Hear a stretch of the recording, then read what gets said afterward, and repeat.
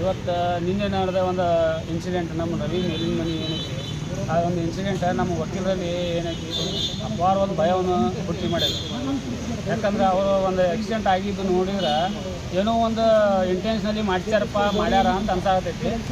ಅದಕ್ಕೆ ಅವರು ಸಾವೇ ಒಂದು ಭಯ ಹುಟ್ಟ್ಯಾರ ನಮ್ಮ ವಕೀಲರಿಗೆ. ಯಾಕಂದ್ರೆ ವಕೀಲರ ರಕ್ಷಣೆ ಇಲ್ದಂಗೆ ಆಗ್ಯಾರ.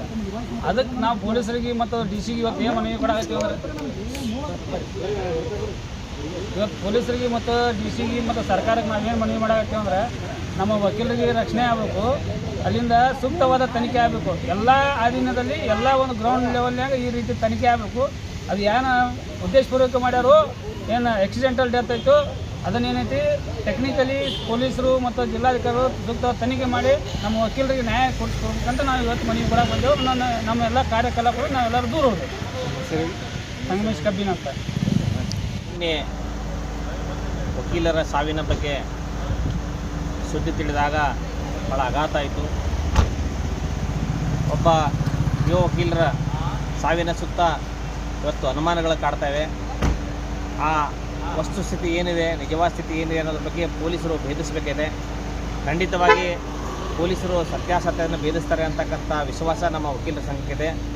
ಇವತ್ತು ನಾವು ಆ ವಕೀಲರ ಸಾವಿನ ಘಟನೆಯನ್ನು ಖಂಡಿಸಿ ನಾವು ಜಿಲ್ಲಾ ವಕೀಲರ ಸಂಘದ ಎಲ್ಲ ಪದಾಧಿಕಾರಿಗಳು ಸೇರಿಕೊಂಡು ನಾವು ನಮ್ಮ ಸಭಾಭವನದಲ್ಲಿ ದೊಡ್ಡ ಮೀಟಿಂಗನ್ನು ಮಾಡಿ ಈ ಘಟನೆಯನ್ನು ಖಂಡಿಸಿ ನಾವು ನ್ಯಾಯಾಲಯದ ಕಾರ್ಯಕಲಾಪಗಳಿಂದ ನಾವೆಲ್ಲರೂ ದೂರ ಉಳಿದಿದ್ದೇವೆ.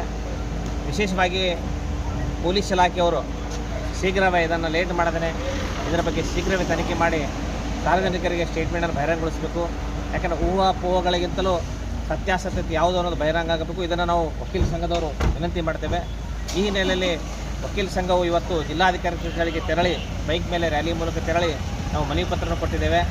ವಿಶೇಷವಾಗಿ ಏನಂದರೆ ಆ ಮನವಿ ಮೂಲಕ ಸರ್ಕಾರಕ್ಕೆ ಮತ್ತು ಮಾನ್ಯ ಎಸ್ ಪಿ ಅವರಿಗೂ ಕೂಡ ಮನವಿಯನ್ನು ಸಲ್ಲಿಸ್ತಾ ಇದ್ದೇವೆ.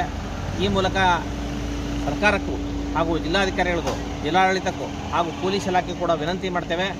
ಈ ಪ್ರಕರಣವನ್ನು ಸತ್ಯಾಸತ್ಯ ಈಗದ, ಯಾಕಂದರೆ ಇವಾಗ ಇನ್ಫಾರ್ಮೇಷನ್ ಟೆಕ್ನಾಲಜಿ ಆಗ್ತಿದೆ. ಎಲ್ಲೆಡೆಯಲ್ಲಿಯೂ ಕೂಡ ಕಾಲ್ ರೆಕಾರ್ಡ್ಸ್ ಇರ್ತವೆ, ಆಮೇಲೆ CCTV ಕ್ಯಾಮ್ರಾಗಳಿರ್ತವೆ. ಅವುಗಳೆಲ್ಲವನ್ನು ತನಿಖೆ ಮಾಡಿ ದಯವಿಟ್ಟು ನ್ಯಾಯ ಕೊಡಬೇಕು. ವಿಶೇಷವಾಗಿ ವಕೀಲರ ಮೇಲೆ ಅದು ಯಾವುದೇ ಒಬ್ಬ ವ್ಯಕ್ತಿ ಸಣ್ಣ ಕೃತ್ಯನೇ ಮಾಡಲಿ ದೊಡ್ಡ ಕೃತ್ಯನೇ ಮಾಡಲಿ ಏನೇ ಮಾಡಲಿ, ವಕೀಲರೊಬ್ಬರು ಡ್ಯೂಟಿ ಮುಗಿಸ್ಕೊಂಡು ಹೋಗುವ ಮಧ್ಯ ಯಾವುದೇ ವ್ಯಕ್ತಿ ಯಾವುದೇ ಕೃತ್ಯ ಮಾಡಿದರೂ ಸಹ ಅದು ಕಾನೂನು ಅಪರಾಧ. ಅದು ವಿಶೇಷವಾಗಿ ಅಡ್ವೊಕೇಟ್ ಪ್ರೊಟೆಕ್ಷನ್ ಆ್ಯಕ್ಟ್ ಅಡಿ ಕೂಡ ಅಪರಾಧ ಆಗ್ತದೆ. ಆ ಹಿನ್ನೆಲೆಯಲ್ಲಿ ಇದನ್ನು ಪೊಲೀಸರು ಗಮನಿಸಬೇಕು, ವಕೀಲರನ್ನು ರಕ್ಷಣೆ ಮಾಡಬೇಕು. ಭಾಳ ನೋವು ಅನಿಸ್ತದೆ. ಇತ್ತೀಚಿನ ದಿನಗಳಲ್ಲಿ ನೋಡ್ತಾ ಇದ್ದರೆ ವಕೀಲರ ಮೇಲೆ ಹಲ್ಲೆ ಆಗ್ತವೆ, ವಕೀಲರ ಮೇಲೆ ಏನೇನೋ ಆಗ್ತವೆ. ಆ ದೌರ್ಜನ್ಯವನ್ನು ತಡೆಯೋಕ್ಕೋಸ್ಕರ ಕಾಯ್ದೆ ಬಂದಿದೆ.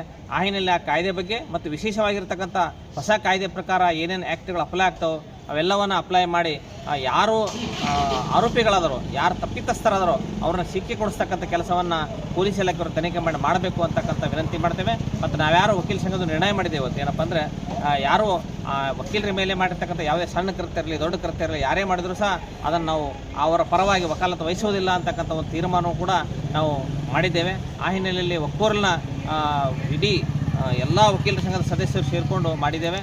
ಆ ಹಿನ್ನೆಲೆಯಲ್ಲಿ ಶಾಂತಿಯುತ ನಾವು ಪ್ರತಿಭಟನೆ ಮಾಡಿದ್ದೇವೆ, ಶಾಂತಿಯುತವಾಗಿ ಮನವಿ ಮಾಡಿದ್ದೇವೆ.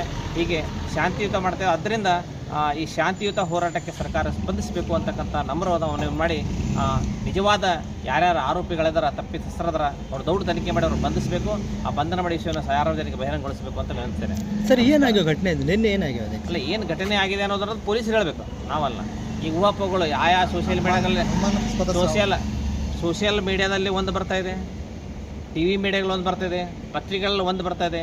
ಈಗ ನಾವು ಕೂಡ ಥರ್ಡ್ ಪರ್ಸನ್ಸ್. ನಾವೆಲ್ಲ ಏನಂದರೆ ನಾವು ವಕೀಲರಂದರೆ ನಮ್ಮ ಸಮೂಹದ ಆದಮೇಲೆ ನಮ್ಗೆ ಗೊತ್ತಾಗಿರೋದು. ಆ ಹಿನ್ನೆಲೆ ಏನಾಗಿದೆ ಅನ್ನೋದ್ರ ಬಗ್ಗೆ ಯಾರು ಹೇಳಬೇಕು? ತನಿಖಾಧಿಕಾರಿಗಳು ಹೇಳಬೇಕು. ಖಂಡಿತವಾಗಿ ತನಿಖೆ ಮಾಡ್ತಾರೆ ಅಂತಕ್ಕಂಥ ವಿಶ್ವಾಸ ಇದೆ. ಆ ಹಿನ್ನೆಲೆಯಲ್ಲಿ ಯಾವುದೇವಾಗಿ ನಾವು ವಕೀಲರ ಸಂಘ ಇಷ್ಟೇ ನ್ಯಾಯವಾಗಿರೋದನ್ನು ತನಿಖೆ ಮಾಡಬೇಕು, ನ್ಯಾಯವಾಗಿರೋ ತನಿಖೆ ಮಾಡಿ ಸಾರ್ವಜನಿಕ ಬಹಿರಂಗಗೊಳಿಸಬೇಕು ಅಂತಕ್ಕಂಥ ವಿನಂತಿ ಮಾಡ್ತೇವೆ. ತಮ್ಮ ಹೆಸರು ಹೇಳಿ ಸರ್. ಮಲ್ಲಿಕಾರ್ಜುನ್ ರಂಗಿಮಠ್, ಹಿರಿಯ ವಕೀಲರು, ವಿಜಯಪುರ. ದಿನಾಂಕ 8/8/2024 ರವಿಕುಮಾರ್ ಎಸ್ ಮೇಲಿಕೇರಿ ಸಾಕಿನ್ ಅಗರಿಕೇಡಿ ಇವರ ದುರ್ಘಟನೆಯನ್ನು ಖಂಡಿಸಿ ಇವತ್ತು ನಮ್ಮ ವಕೀಲರ ಸಂಘದಲ್ಲಿ ಇವ್ರ ವಿರುದ್ಧ ಯಾರೇ ಜಾಮೀನು ಹಾಕಿದ್ರು ಈ ಜಾಮೀನು ಯಾರು ವಕೀಲರು ಹಾಕ್ಬಿಡೋಕ್ಕೆ ಫಸ್ಟ್ಗೆ ನಿರ್ಣಯ ಮಂಡಿಸಲಾಯಿತು. ಸದರಿ ನಿರ್ಣಯಕ್ಕೆ ನಮ್ಮ ಎಲ್ಲ ಹಿರಿಯ ಮತ್ತು ಕಿರಿಯ ನ್ಯಾಯವಾದಿಗಳಿಗೆಲ್ಲ ಒಪ್ಪಿಕೊಂಡು ಯಾರೂ ಜಾಮೀನು ಹಾಕ್ಲಾರಾಗ ನಾವು ನೋಡ್ಕೋತೇವೆ. ಅದೇ ರೀತಿ ನಮ್ಮ ಈ ಕಾರ್ಯಕಲಾಪಗಳಿಂದ ಇವತ್ತಿನ ದಿವಸ ನಾವು ದೂರ ಉಳಿದೆವು.